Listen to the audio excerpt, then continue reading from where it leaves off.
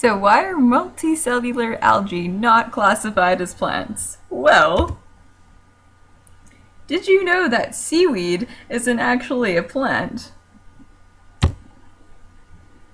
And I can explain why.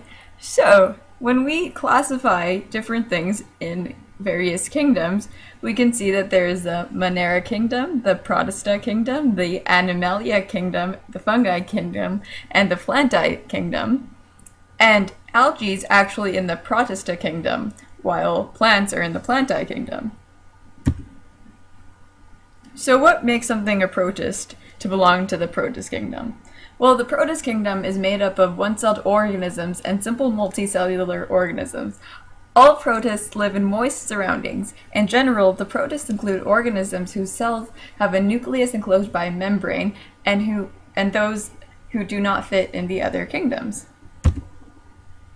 That's an example of a protist. So protists make their own food. Most absorb their own food, and they can move with the help of flagella. Some feed on other organisms, but some, like algae, make their own food by photosynthesis, like plants. But they're still different from plants. So what exactly is a multicellular algae? Well, it's mostly an aquatic plant, and they get food during photosynthesis. They reproduce differently from plants because they do not have the same sort of system.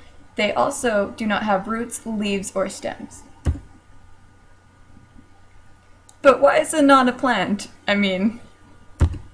Well, it's not a plant because plants have roots that nourish them, and they have vascular systems. Algae must obtain its own nutrients from water for survival. Plants cannot move. Some algae can, with the help of flagella, as I mentioned before, and plants have complex multicellular reproductive systems and might need wind, birds, or bugs for pollination. Algae can reproduce through tiny spores or even by replication of the growth of broken pieces. So now you know a little bit more about that. And here are my resources. And thanks for listening. Hope you know now. Yeah.